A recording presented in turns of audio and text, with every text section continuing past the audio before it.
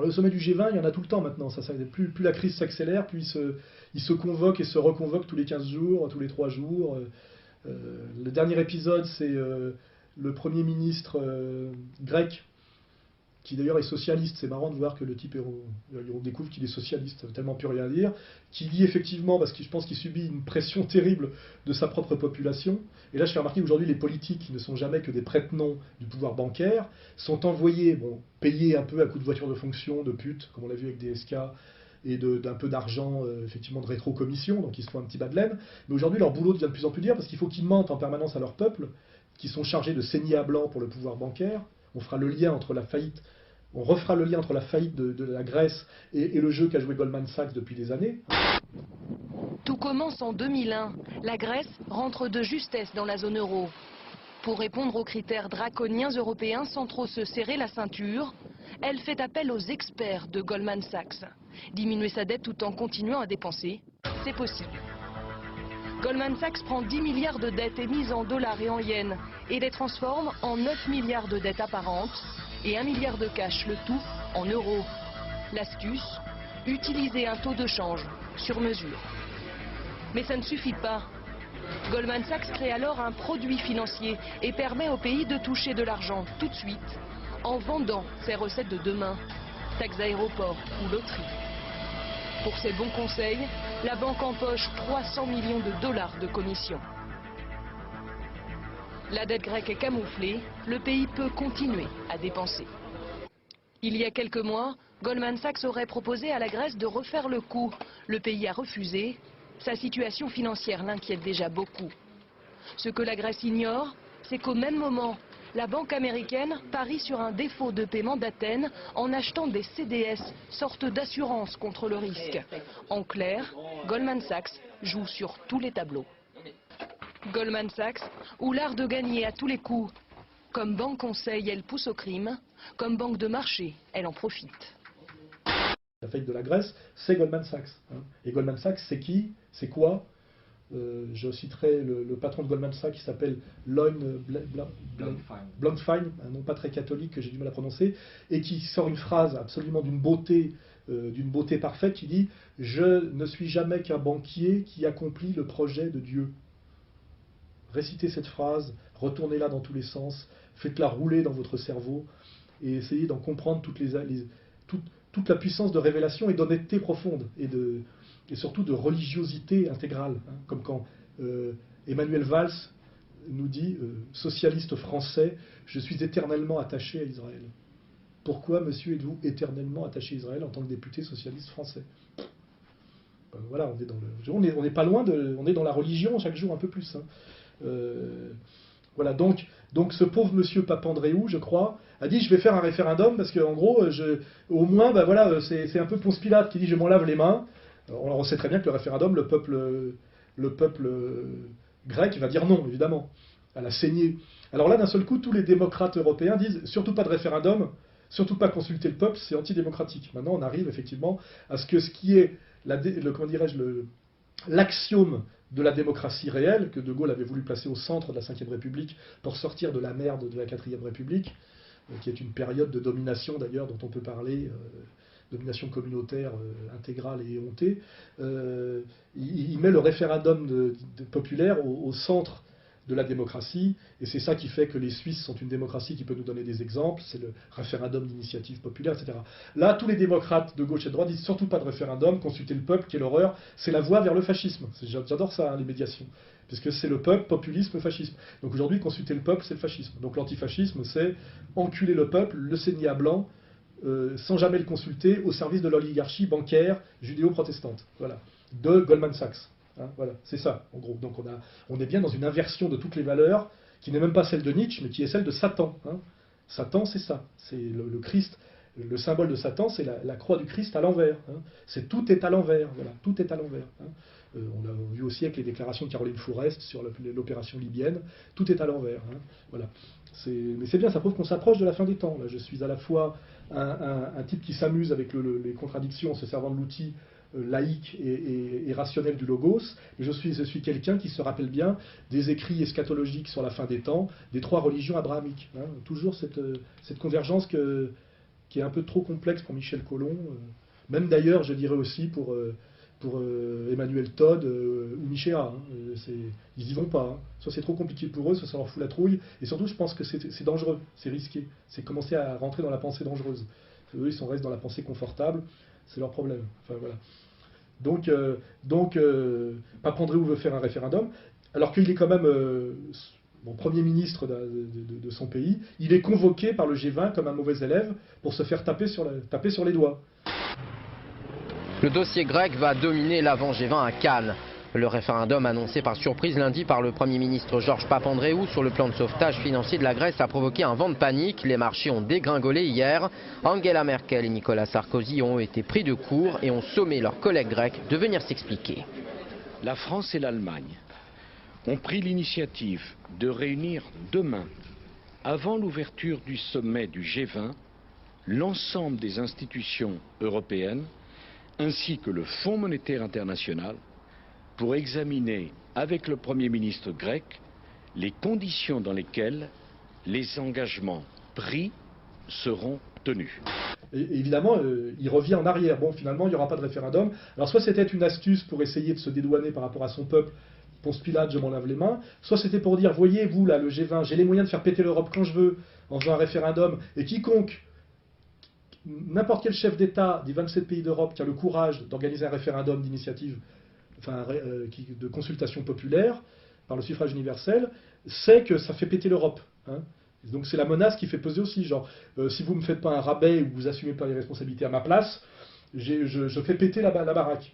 Donc là, on a dû à la fois le menacer et l'engraisser, il a dû avoir la carotte et le bâton, comme toujours. Il est revenu en arrière. Donc on a soi-disant encore sauvé l'Europe pour 15 jours de plus. 15 jours de plus, on en est à 15 jours.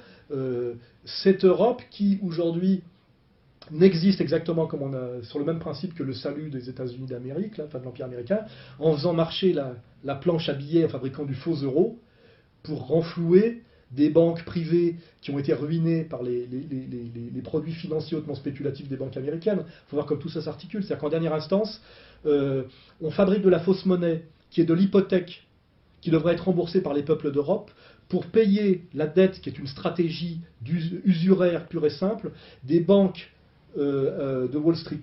Donc il faut voir comment tout ça est bouclé. Tout ça par la trahison et le relais de nos responsables politiques qui soit sont des parfaits imbéciles qui ne comprennent rien aux mécaniques économico-monétaires, comme Zemmour me l'a avoué par un mail que je t'ai fait lire tout à l'heure.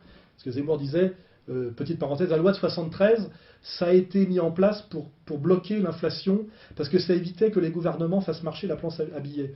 Alors là, Zemmour vient de m'admettre qu'il ne connaissait rien à l'économie. Il a fait Sciences Po, il bosse au Figaro, c'est bien de l'admettre. Alors un, il faut qu'il sache, on l'a démontré, que l'inflation n'a jamais été arrêtée après la loi de 73, au contraire, elle a fait que monter. Alors j'ai tapé inflation sur Internet, je suis tombé sur franceinflation.com. Site, bon voilà, avec des statistiques archi-officielles. Vous avez le graphique sous les yeux. Et je vais vous lire les chiffres précis de l'inflation. Donc je commence en 63. Donc en 63, taux d'inflation 4,8%. Ensuite 3,4, 2,5, 2,7, 2,7, 4,5, 6,5, 5,2, 5,7, 6,2 et on arrive en 73 à 9,2%. Ce qui donne donc un taux d'inflation moyen sur la période de 10 ans de 5%. Et après 73, nous arrivons donc, la loi est donc passée, soi-disant pour réduire l'inflation, et nous avons 74 avec 13,7% d'inflation. 75, c'est 11,8, puis 9,6, 9,4, 9,1, 10,8, 13,6, 13,4%, 11,8% et 83, 9,6%. Autrement dit, une inflation moyenne de 11% dans les 10 ans qui ont suivi la loi de 73. Donc quand on nous explique que cette loi de 73 a été faite parce qu'il y avait trop d'inflation et pour la réduire, on se fout de notre gueule tout simplement. Et que de toute façon, retirer à l'État le pouvoir régalien de battre monnaie et effectivement de faire marcher la planche à billets, retirer ce pouvoir de la main de l'État et de la Banque centrale sous contrôle de l'État, c'est pas arrêter la planche à billets, c'est transférer ce privilège aux banques privées. Et aujourd'hui, si M. Zemmour, qui est un camarade par ailleurs, veut bien essayer de s'ouvrir un peu l'esprit, ceux qui détiennent le pouvoir à travers la BCE ne font que de la planche à billets, exactement comme la Réserve fédérale américaine et le Trésor américain ne font que de la planche à billets. Donc, supprimer ce pouvoir de l'État consiste simplement à privatiser la planche à billets, et avec la suppression de la loi 73, on a eu la dette, ce qu'il n'y avait pas avant, et la planche à billets, puisque maintenant, pour payer cette dette exponentielle, on fait marcher à mort la planche à billets. C'est-à-dire qu'au bout du truc, avec la loi de 73, loi Giscard, Pompidou, Rothschild, effectivement, nous avons et la dette exponentielle et la planche à billets exponentielle pour, comment dirais-je, répondre à cette fuite en avant de la dette, qui, si on veut le comprendre avec un petit cerveau de ménagère, c'est qu'effectivement, pour rembourser un crédit irremboursable, on reprend un crédit. Ce crédit, étant donné qu'on a de moins en moins de garanties à faire valoir et d'un taux de plus en plus élevé, c'est ce qu'on appelle le système des AAA, des sociétés privées, effectivement, qui participent à toute l'arnaque globale de Wall Street. Normalement, chez nous, le AAA, c'est pour l'andouillette. Normalement, on n'en a rien à foutre qu'une société privée américaine nous fasse du AAA ou du AA, alors que c'est un avis privé garanti par rien et qui n'engage rien. C'est-à-dire que normalement, que ce soit des sociétés de notation privées qui fassent du AAA, c'est-à-dire qui décident de la montée du taux d'intérêt des emprunts qu'on est obligé de faire pour rembourser des emprunts qu'on ne peut déjà plus rembourser, c'est-à-dire que c'est la logique même de ce qu'on a appelé le surendettement des ménages. On a fait tomber tous les pays d'Europe de force, par des lois qui sont passées par la corruption des élites politiques et le mensonge des économistes à la botte. On a fait tomber ces États dans le surendettement forcé pour à la fin pouvoir les racheter à l'euro de papier symbolique ou au franc symbolique par la garantie hypothécaire qui ne sont jamais transposées aux États que les émissions de bons du Trésor. Alors je sais bien que tout ça est trop compliqué pour le petit cerveau d'Éric Zemmour, qui n'est jamais qu'un journaliste, qui n'a pas ma puissance intellectuelle et qui n'est jamais qu'un journaliste de droite du Figaro qui a fait Sciences Po.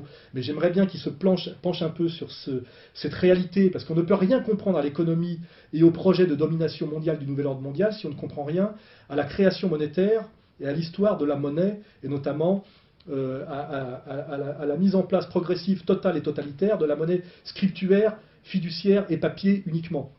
Et pour ça, il faut s'intéresser aux travaux du seul grand économiste, à mon avis, aujourd'hui, qui est crédible, qui est Antal Fekete, qui lui est un mathématicien de formation, ce qui fait qu'il n'est pas fasciné par l'axiomatisation et les maths appliquées à l'économie, comme tous les connards post-keynésiens, dont l'escroc en chef est Friedman, historiquement, et qui comprennent effectivement que nous sommes dans un monde de faux monnayeurs et de racketteurs, qui finalement, quand on ramène tout ça à sa simple expression, c'est-à-dire avec un peu de virilité intellectuelle, ressemble un peu à ce qui est parfaitement bien décrit dans une pièce de Shakespeare, qui n'est pas, à mon avis, un dramaturge de troisième zone, et qui s'appelle Le Marchand de Venise. Voilà. C'est-à-dire le personnage de Shylock, et la logique de Shylock. Voilà.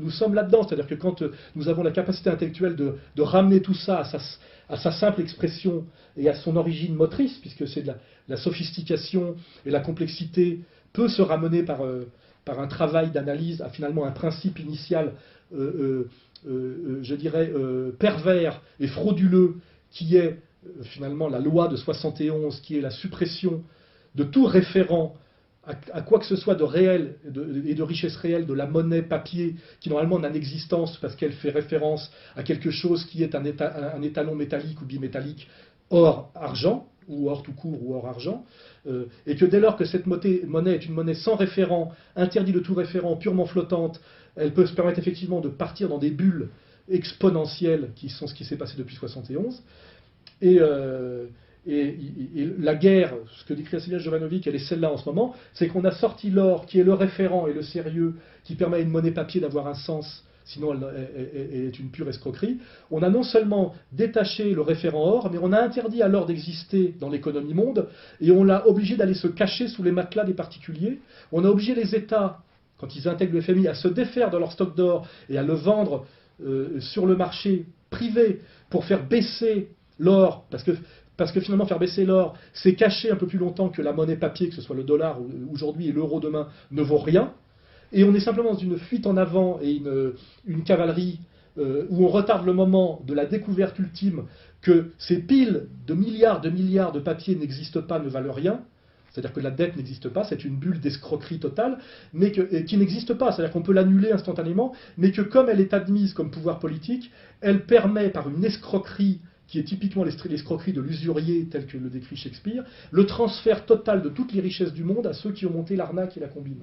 Donc soit à un moment donné on acceptera par ce montage purement kabbaliste le transfert de toutes les richesses du monde, ça va commencer par la Grèce qui est un symbole, c'est-à-dire ses ports, ses aéroports, ses îles, ses monuments historiques aux usuriers de Wall Street, soit on va accepter ça, soit on va dire non par un acte politique, et on va simplement remettre le monde réel à la place du monde virtuel par la réinstauration du référent monétaire qui est l'or, réintroduire l'or dans le système alors qu'il est sorti du système, dégonfler totalement cette baudriche et remettre à leur place, c'est le moindre chose qu'on peut faire, ces escrocs qui ont tenté de prendre le contrôle du monde par, comment dirais-je, un montage qui est une pure chutzpah, une pure escroquerie verbale. Hein. Voilà, c'est ça qu'il faut comprendre. C'est-à-dire que les banquiers sont de purs escrocs qui nous tiennent par un baratin qui est du vent, un baratin kabbaliste, et qui cachent par ce baratin la réalité du monde qui a hérité de la richesse réelle et de la pauvreté réelle, de la cause de la richesse réelle et de la pauvreté réelle. Hein. Et c'est comme un peu le principe de l'hologramme qui peut disparaître en une seconde. Tout ça découlera d'une décision politique et virile qui ne peut passer que par une prise de conscience des peuples et des élites légitimes et qui sera simplement, comment dirais-je, l'annulation pratiquement immédiate de tout ce système qui s'est monté progressivement.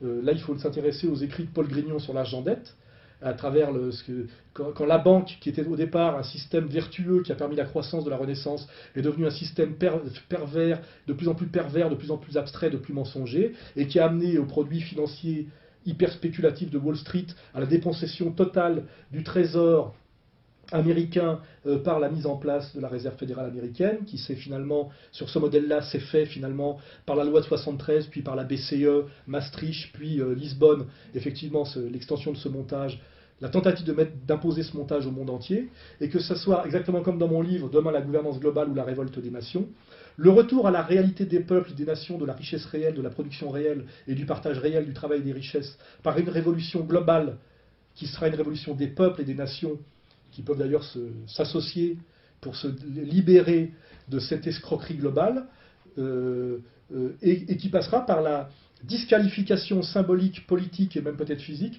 de cette oligarchie mondiale qu'il faut bien définir au niveau de sa morale, de sa constitution ethnico-confessionnelle, de ses valeurs, de ses référents, de sa vision du monde, de son projet, etc. Et là, ça revient à ce que je dis tout à l'heure, ces gens-là nous amènent à la Troisième Guerre mondiale, à l'esclavage généralisé, à la captation totale des richesses par un tout petit nombre, à travers un montage qui est une pure arnaque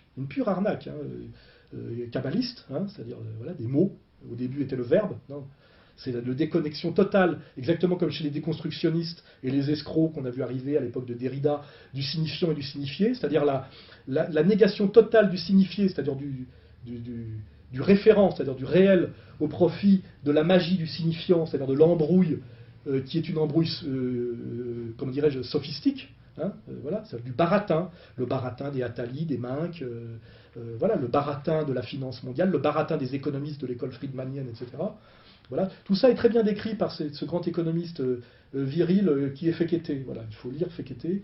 Et là, à un moment donné, c'est simplement se réveiller, se rendre compte que nous avons une poignée d'escrocs qui est en train de nous réduire en esclavage et de nous voler la totalité de nos travail et nos richesses, qui sont effectivement, comme le décrivent aujourd'hui les indignés américains, les vrais 1%, eux s'appellent les 99%, et que ce sont finalement des nains cachés derrière des consoles holographiques qui mettent en scène effectivement des choses comme l'islam radical, le 11 septembre, etc. Et qu'à un moment donné, si on fait revenir le réel dans tout ça, on voit une poignée de nains grotesques. On les a, ces nains grotesques, on voit à la main que dans sa réalité physique, et qu'il suffit de dire, on leur fait bouh comme ça, et ils se sauvent en courant, ils vont se cacher dans leur trou dont ils n'auraient jamais dû sortir. Voilà. Ce sera peut-être même pas la peine de faire plus que bouh, bouh. Sauve-toi, vilain petit diablotin, tu vois. Parce que c'est de la petite merde, vous voyez, c'est rien. Voilà. Et ces petits riens sont en train de réduire le monde en esclavage, de voler la richesse du monde du travail, et de nous amener, par leurs mensonges, leur avidité, leur haine et leur stupidité diabolique, à la Troisième Guerre mondiale, qui ne fera pas 20 millions de morts comme la première, ou 50 millions de morts comme la deuxième, mais qui peut monter à une échelle de 500 millions de morts, ce qui ne les gêne pas du tout quand on lit les écrits de Rockefeller, très bien montrés par Rousseau. You know, Nick and I discussed many things. One of the things we discussed, or he brought up in conversation, was reducing world population, and felt that there were too many people in the world. In a way, I agree. There are too many people in the world, but I don't think I have the authority to say who's going to die and who's not going to die, you know. But they felt that they wanted to reduce world population, and he felt that it should be reduced by half. Well, what it is remember, we were friends, and he used to come to my house a lot. We'd have dinner, we'd talk, and he'd tell me about business investments, how you get involved in, you know, or they would help me with this business investment or that business investment. And was I interested in joining the Council on Foreign Relations? You know, I would have to get a letter to join them, but was I interested in that? And I used to say to him that I never really did that because that wasn't where I was coming from. You know, as much as I like you, Nick, you know, your ways and my ways, we're on the opposite side of the fence. You know, I don't believe in enslaving people, you know, and... But he would come back with, oh, I do? Or? Well, it would be more like, you know... It's better for them. Well, it's more like, you know, how do I put it? It was like, what do you care about them? What do you care about those people? What difference does it make to you? Take care of your own life. Do the best you can for you and your family. What do the rest of the people mean to you? They don't mean anything to you. They're just serfs. They're just people. You know, it was just a lack of caring, you know, and that's just not who I was. It was just sort of like cold, you know. It was just like cold, you know. And I used to say to him, what's the point of all this? You have all the money in the world you need. You have all the power you need. What's the point? You know, what's the end goal? C'est voilà, ce tandem satanique où on retrouve effectivement deux grandes familles et deux grandes figures tutélaires, les Rockefeller et les Rothschild. Cette alliance dont je parle, vétérotestamentaire, impériale, dont je parle dans mon bouquin, dont je parle depuis un certain temps, que certains voient très bien, que d'autres ne veulent pas voir, mais qui s'impose à nous de